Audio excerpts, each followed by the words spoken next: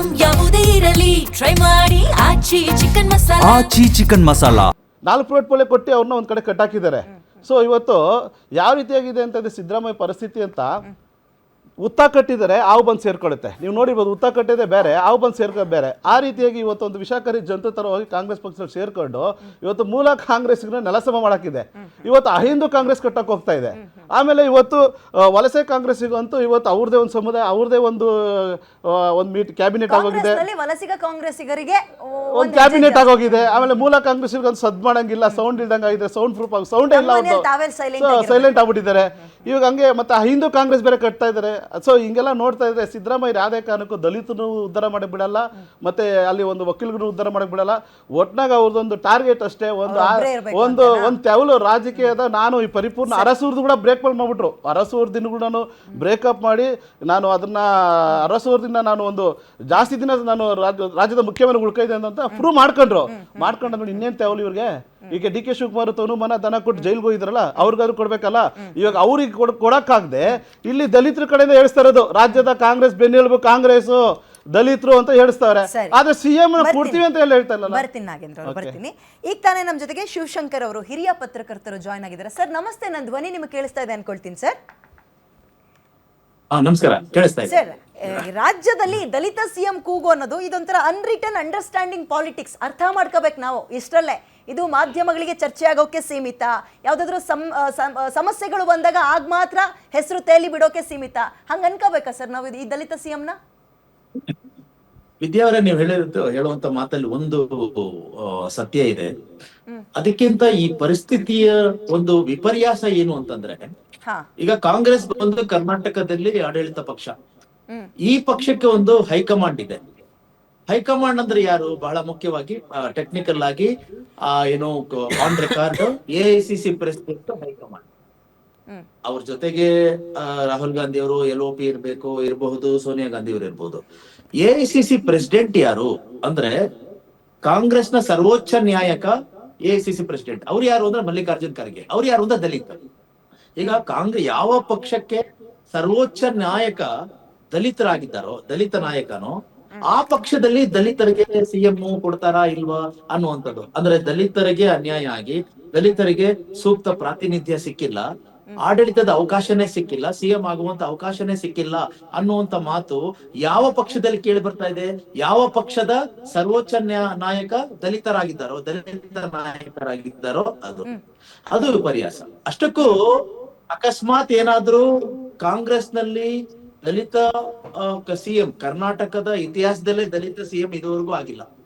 1952 ಮೊದಲನೇ ಚುನಾವಣೆ, ಅವತ್ತಿಂದ ಇವತ್ತಿನವರೆಗೂ 13 ಚುನಾವಣೆಗಳಾಗಿದೆ.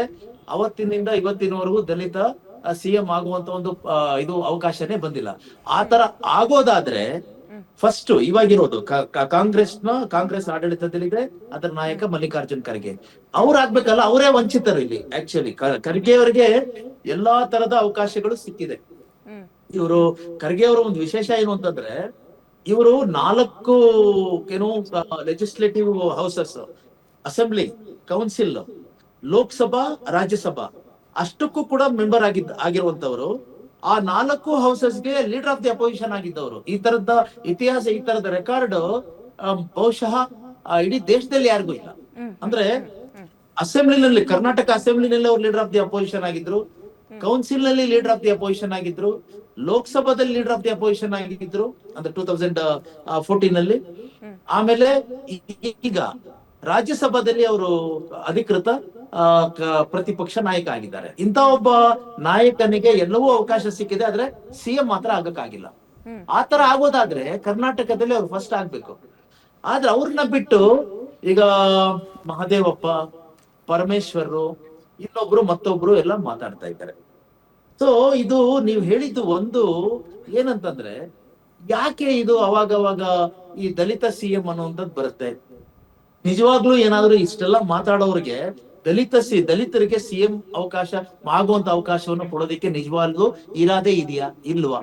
ಇನ್ಕ್ಲೂಡಿಂಗ್ ಪರಮೇಶ್ವರ್ ಆಗ್ಲಿ, ಮಹದೇವಪ್ಪ ಅವರಾಗ್ಲಿ, ಅವ್ರಿಗೆ ಯಾಕೆ ಯಾವ ಸಂದರ್ಭದಲ್ಲಿ ಇದನ್ನ ಮಾತಾಡ್ತಾರೆ, ಆಮೇಲೆ ಯಾವ ಸಂದರ್ಭದಲ್ಲಿ ಇದನ್ನ ಮಾತಾಡೋದನ್ನ ಬಿಟ್ಬಿಡ್ತಾರೆ ಅನ್ನೋದನ್ನ ಗಮನಿಸಿ ನೀವು. ಈಗ May 20ನೇ ತಾರೀಕು 2023 ಸರ್ಕಾರ ಬಂತು, ಅವಾಗ ಸಿದ್ದರಾಮಯ್ಯ ಅವರು ಸಿಎಂ ಆದ್ರು. ಅವಾಗ ನಮಗೆ ಗೊತ್ತಾಗಿದ್ದೇನೆಂದ್ರೆ ಅಲ್ಲಿ ಒಂದು ಒಪ್ಪಂದ ಆಗಿದೆ. ಅಂದ್ರೆ 2.5 ವರ್ಷ ಆದ್ಮೇಲೆ ಸಿದ್ದರಾಮಯ್ಯ ಅವರು ಡಿ ಕೆ ಶಿವಕುಮಾರ್ ಅವರಿಗೆ ಸಿಎಂ ಪದವಿನ ಬಿಟ್ಕೊಡ್ಬೇಕು ಅಂತ ಒಂದು ಅನ್ರಿಟರ್ನ್ ಫ್ಯಾಕ್ಟ್ ಅಂತ ಹೇಳಿದ್ರಲ್ಲ, ಅಗ್ರಿಮೆಂಟ್ ಅದು ಆಗಿದೆ ಅಂತ ಹೇಳಿ. ಈಗ ಆಕ್ಚುಲಿ ಕಾಂಗ್ರೆಸ್ ಕಾರ್ಯಕರ್ತರು ಏನ್ ಹೇಳ್ತಾ ಇದ್ದಾರೆ ಗೊತ್ತಾ, ಇದು ನನಗೆ ಹೇಳ್ತಾ ಇರುವಂತ ಮಾತು, ಪತ್ರಕರ್ತರಿಗೆ ಇಂಥ ವಿಚಾರಗಳು ಬರ್ತಾ ಇರ್ತವೆ. ಇದು ಕಾಂಗ್ರೆಸ್ ನಾಯಕರಿಗೂ ಕೂಡ ನನ್ನ ಕಡೆಯಿಂದ ಏನಂದ್ರೆ ಒಂದು ಇನ್ಫಾರ್ಮೇಶನ್. ಕಾಂಗ್ರೆಸ್ ಕೆಲವು ಕಾರ್ಯಕರ್ತರು ಏನ್ ಹೇಳ್ತಾ ಇದ್ದಾರೆ ಗೊತ್ತಾ ವಿದ್ಯಾ ಅವರೇ, ಈಗ ಕಳೆದ ಅಂದ್ರೆ ಮೇ 20, 2023 ಒಂದು ಒಪ್ಪಂದ ಆಯ್ತು ಅಂತ ಹೇಳ್ತಾರೆ ಸರ್. ಅದು ಆಗಿದ್ಯೋ ಇಲ್ವೋ ಗೊತ್ತಿಲ್ಲ. ಆದ್ರೆ ನಮಗೊಂದು ಅನುಮಾನ ಬರ್ತಾ ಇದೆ. ಅದೇನು ಅಂತಂದ್ರೆ ಸಿಎಂ ಮತ್ತೆ DCM ಅವ್ರ ಮಧ್ಯೆ ಒಂಥರ ಒಪ್ಪಂದ ಆದಂಗಿದೆ. ಅದೇನಂದ್ರೆ ನೀವು ಹೀಗೆ ಇರಿ, ನಾನು ಹೀಗೆ ಇರ್ತೀನಿ, ಈ ತರ ಅವಾಗ ಕಿತ್ತಾಡ್ಕೊಂಡಿರೋಣ, ಈ ತರದ ಪಬ್ಲಿಕ್ ಟಸಲ್. ಸರ್ ಇದ್ರ ಅರ್ಥ, sorry for the interrupt sir, ಇವರಿಬ್ಬರ ನಡುವೆ ಆಗಿರೋ ಒಪ್ಪಂದ ಅಂತ ಮಾತಾಡಿದ್ರಲ್ಲ, ಇದ್ರ ಅರ್ಥ ಸಿದ್ದರಾಮಯ್ಯ ಅವ್ರನ್ನ ಬಿಟ್ರೆ ಡಿ ಕೆ ಶಿವಕುಮಾರ್ ಹೆಸರು ಮಾತ್ರ ಓಡಾಡ್ಬೇಕು, 3ನೇ ಹೆಸರು ಬರಬಾರ್ದು ಅಂತನಾ? ಅಷ್ಟಲ್ಲ, ಅಲ್ಲ. ಅದಕ್ಕಿಂತ ಇಂಪಾರ್ಟೆಂಟ್ ಏನ್ ಗೊತ್ತಾ, ಸಿದ್ದರಾಮಯ್ಯ ಅವರು ಸಿಎಂ ಸ್ಥಾನದಲ್ಲಿ ಬದ್ಧವಾಗಿ ಹಾಗೆ ಇರ್ಬೇಕು, ನೋ ಡಿಸ್ಟರ್ಬೆನ್ಸ್. ಈಗ ಡಿ ಕೆ ಶಿವಕುಮಾರ್ ಅವರು ಇದ್ದಾರಲ್ಲ, ಅವ್ರಿಗೇನ್ ಕಡಿಮೆ ಪದವಿ ಇಲ್ಲ. ಅವರು DCM, KPCC president, 2 important portfolios, Bengaluru development ಮತ್ತೆ ವಾಟರ್ ರಿಸೋರ್ಸಸ್.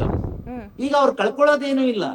ಅಂದ್ರೆ ಇಲ್ಲಿ ಏನಂತಂದ್ರೆ ಈ ಒಂದು ಟಜಲ್ ಇಲ್ದೆ ಹೋದ್ರೆ, ಈ ಸಿಎಂ ಮತ್ತೆ DCM ಮಧ್ಯದಲ್ಲಿ ಈ ಗುದ್ದಾಟ ಇಲ್ದೆ ಹೋದ್ರೆ, ಶಾಂತವಾಗಿದ್ರೆ, ಒಂದು ಗಮನಿಸಿ, ಕಾಂಗ್ರೆಸ್ ಅಲ್ಲಿ ಎಲ್ಲವೂ ಶಾಂತಿ ಆಗುತ್ತೆ ಅನ್ನೋದಾದ್ರೆ, ಅವಾಗ ಸತೀಶ್ ಜಾರಕಿಹೊಳಿ ಅವರು ಹೇಳ್ತಾರೆ ಮೇಲೆ ಏನಂತ ಹೇಳ್ತಾರೆ, ನಮ್ಗೆ KPCC ಪ್ರೆಸಿಡೆಂಟ್ ಪೋಸ್ಟ್ ಬೇಕು, ಆಮೇಲೆ DCM ಬೇಕು ಅಂತ. ಅದರಿಂದ ಯಾರಿಗೆ ತೊಂದ್ರೆ? ಡಿ ಕೆ ಶಿವಕುಮಾರ್ ಅವ್ರಿಗೆ.